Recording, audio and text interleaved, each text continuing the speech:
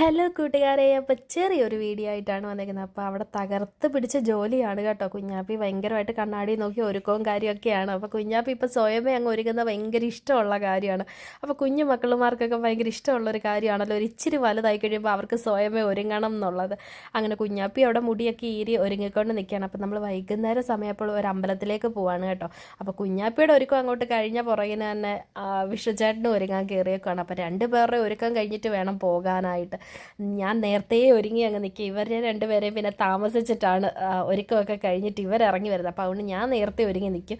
അങ്ങനെ പിന്നെ നമ്മൾ വൈകുന്നേരം സമയപ്പോഴത്തേന് പോവാണ്. അപ്പോൾ എങ്ങോട്ടാണെന്ന് ചോദിച്ചു കഴിഞ്ഞാൽ നമ്മൾ ചെട്ടികുളങ്ങരയിലേക്കാണ് പോകുന്നത്. അപ്പോൾ പാതി വഴി ചെന്നപ്പോൾ തന്നെ പണി മുടക്കിയേക്കാണ്, മഴയാണ്. അപ്പോൾ ഏതോ ഒരു വീട്ടിൽ നമ്മൾ കയറി നിൽക്കുകയാണ്. അങ്ങനെ കുറച്ച് കഴിഞ്ഞ പുറകിന് തന്നെ മഴയൊക്കെ തോന്നിട്ടുണ്ട് കേട്ടോ.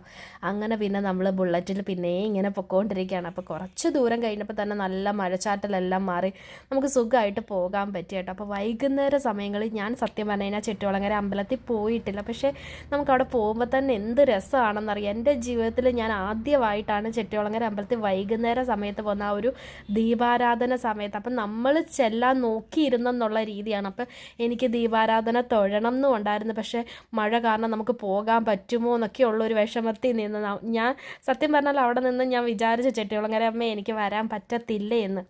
നമ്മൾ സത്യമായിട്ടും നമ്മൾ അവിടെ ചെന്ന് ഒരു ആ ഫ്രണ്ടിൽ തന്നെ നമ്മൾ ആ അകത്തോട്ട് കാല് വെക്കാൻ ഭാവിച്ചപ്പോൾ തന്നെ ദീപാരാധന സമയമായിരുന്നു. അങ്ങനെ നമുക്ക് അമ്മയുടെ ഫ്രണ്ടിൽ പോയി നിന്ന് തൊഴാനും ഒക്കെ പറ്റിയിട്ടുണ്ടായിരുന്നു. അങ്ങനെ തൊഴുതിട്ട് ഇറങ്ങിയപ്പോൾ പിന്നെ കുഞ്ഞാപ്പിക്ക് തിരുമേനിയാണെങ്കിൽ അമ്മയുടെ അടുത്തു നിന്ന് ഒരു താമരപ്പൂവ് കൊണ്ടുവന്ന് കുഞ്ഞാപ്പിയുടെ കയ്യിൽ കൊടുത്തിട്ടുണ്ടായിരുന്നു. അങ്ങനെ പിന്നെ നമ്മൾ അവിടെ നിന്ന് ആ താമരപ്പൂ കിട്ടിയപ്പോൾ തന്നെ നമുക്ക് നല്ല സന്തോഷം തോന്നിയിട്ടുണ്ടായിരുന്നു. അങ്ങനെ നമുക്കൊരു പൂവൊക്കെ അമ്പലത്തിൽ നിന്ന് കിട്ടിയപ്പോൾ തന്നെ.